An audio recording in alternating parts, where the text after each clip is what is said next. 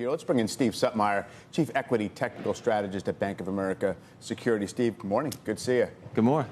Good morning. I guess making new highs for an index, one of the most bullish things it can do, tends to be something that has positive forward implications. But what do you make of the rally that we've had off those lows in April? That's up 7% or so, whether volume, whether breadth, whether the composition of the rally suggests that it can last or not? Well, I think first and foremost, we are about to enter one of the best seasonal periods of the year, June through August. So if you think about all years going back to 1928, the S&P is up about two-thirds of the time, 3.2%. During presidential election years, that's on steroids. S&P 500 is up 75% of the time, June through August, 7.3% average return. So with new highs coming, we think they can continue. But you're right. I mean, we got market breadth. Advanced decline lines actually broke out in advance of the new highs on the S&P, NYSE, which is important. We look at cumulative net up volume, which a lot of people don't look at volume, but when you look at cumulative net up volume, which is basically an advanced decline line for upward volume or downward volume on an index, that also confirmed the highs last week. So I think that's very important and suggests that the rally should continue. And what about the leadership, or whether there's sort of a shifting preference evident in the market here? You've seen things like, commodity-based stocks running with metals, and you see on the other side, banks doing well and utilities. So it seems a little bit of a grab bag. It's not the old, big cap growth leadership. And I think that's great. We really need to see that. Quite frankly, shifts in leadership do help markets go higher. I will say, though, we think that on an absolute basis, you can get breakouts for the small cap index, for instance. You can get breakouts or continued upside for the eco-weight S&P.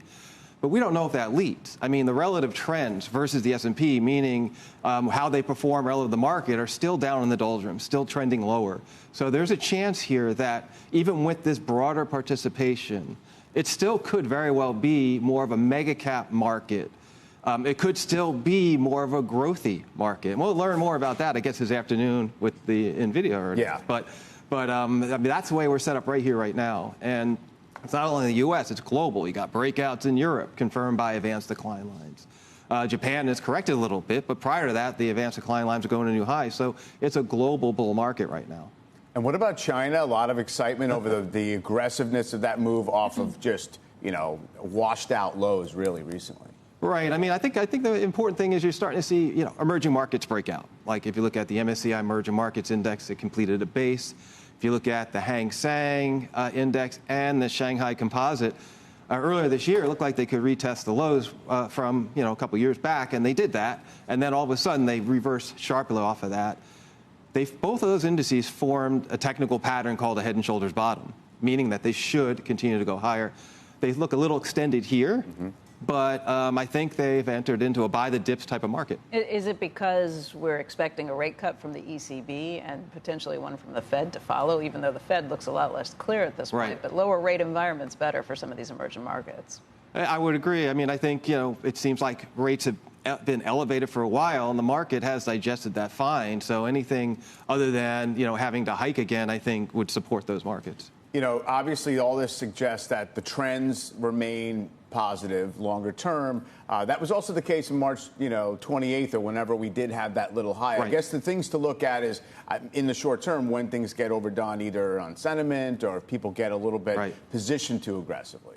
Yeah, I mean, right now, I don't think we're there. No. You did have a bit of frothiness in sentiment based on the AAII bull and bear numbers, being extreme, and then all of a sudden we had that correction into April. And you know what they did? They acknowledged the correction. They became less bullish. And now they're not near where they were at the March high. So even with sentiment indicators and positioning, there is the capacity to actually add to the market on the rally. Cash levels remain elevated as well. ICI money market, total net assets above $6 trillion again. So, that just gives us fuel for the market to continue to move up. I mean, we think the S&P could be 5,600 on a summer rally. Mm-hmm. And if we can hold 5,250, that would mean that the gap we formed last week is intact, and it's a gap and go market. Where it gets dicier, obviously, if you fill that gap, then maybe you have, an opportunity to get in lower. Right. And in bull markets, sometimes that's hard. Sometimes it doesn't go as low as you think. In fact, the April rally could have went to 4,800 and been perfect. The market would have been perfectly fine. Exactly. I'm sorry, April pullback could have been perfectly fine. 4,800. That would have been great, you know. But it went to 49.53. So people waiting to buy at 4,800 didn't get that opportunity. Yeah, you only got the